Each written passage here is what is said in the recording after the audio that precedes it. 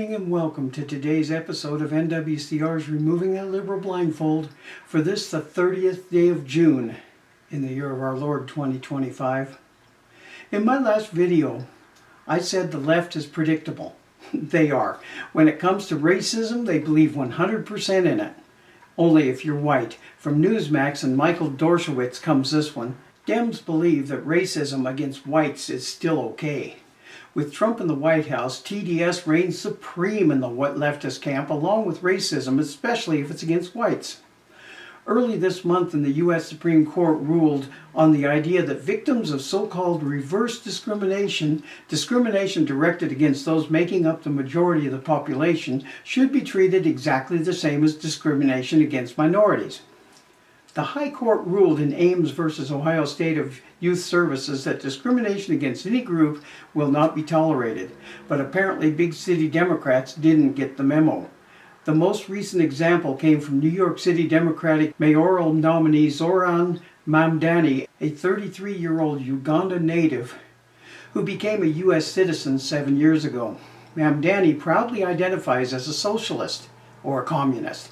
He proposes to raise property taxes in richer and wider neighborhoods in order to lower the tax burden on property owners in less wealthy, less white boroughs, as the New York Post reported in its Saturday cover story headlined, "The Price is White."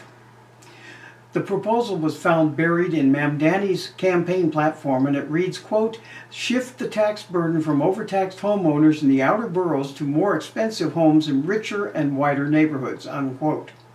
Mamdani appeared on NBC News' Meet the Press Sunday and, if anything, doubled down on his vision. NBC News host Kristen Welker asked him, quote, "Why are you bringing race into your tax proposal?" unquote.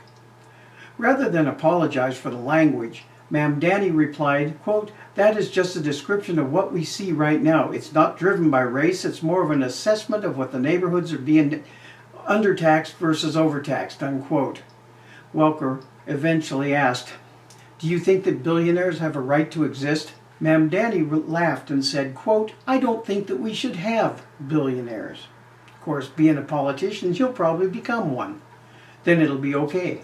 The racism displayed in the Windy City was even more flagrant. Chicago Mayor Brandon Johnson announced that the city would begin handing out grants based solely on the applicant's skin color. He made the announcement nearly 2 weeks after the Supreme Court told the nation that he couldn't do that. Johnson signed an executive order creating a reparations task force along with a race-based grant program exclusively benefiting black Chicagoans. Quote, "Our way to bring black residents in reclaiming ownership of our communities. That is the spirit of Juneteenth, you all. It is about reflecting on our past. Other cultures are taught to never forget," unquote. Johnson told that to a cheering crowd. Quote, "We need to be reminded as blacks here in Chicago and America, remembering our past and working towards a more just future. Investing in black is not a criminal act," unquote. Someone may want to let Johnson know that neither slavery nor Jim Crow laws were practiced in Illinois, so the idea of reparations to correct a historical wrong is ludicrous. The mayor signed the executive order on June 17th. 12 days earlier, the Supreme Court unanimously ruled that a straight white woman didn't have to prove background circumstances in order to prevail in an employment discrimination case. The court said, "We hold that this additional background circumstances requirement is not consistent with Title VII's text or our case law construing the statute." The New York Post asked Cornell law professor William Jacobson to share his thoughts on the decision. Quote, "The Supreme Court just issued a massive ruling which is not receiving enough media attention, which basically is the death knell for what's called reverse discrimination or reverse discrimination.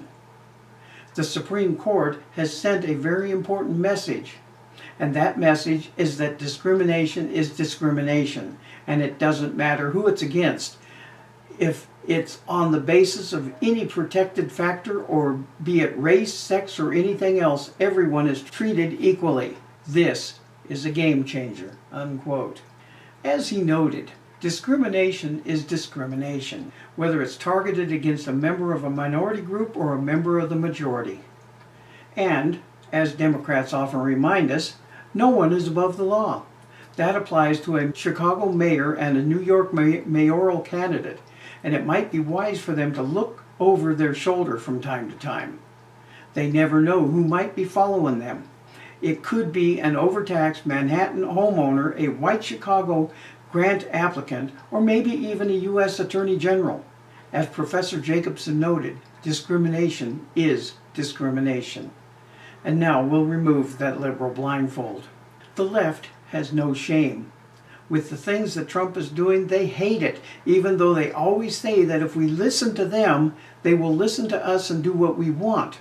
Folks, they never have and probably never will. From the Bible it says from Luke 16:10, "One who is faithful in a very little is also faithful in much, and one who is dishonest in a very little is also dishonest in much." Which says a lot about the politicians of today. The biggest part of them are dishonest in much, and that is the least of it all. George Washington once said, "Of all the dispositions and habits which lead to political prosperity, religion and morality are indispensable supports." Is it any wonder that the Democrat Party of today is enjoying their lowest approval ratings of all time? What is funny is that even though their actions are causing this distrust, they don't see it and they double down on everything they're doing. AOC, Biden, Schumer, Pelosi, I could name them off, but it would take a while to do so. And no, I am not leaving out the Republicans either, because there are many of them doing the same despicable things. Thank you for watching. As I will always say, we shall not be ruled. NWCR is heard through Conservative Nation Media, or C&M, from behind that silver microphone of freedom, with the voice of reason in this increasingly unreasonable world, where America always wins. Again, please subscribe to my video accounts on Rumble and YouTube, and listen to our weekly show, heard every Friday on Podbean at 8 p.m. Mountain Time. The truth needs to be told so we can save this nation from the tyranny of the left. Have a good day, and God bless you all.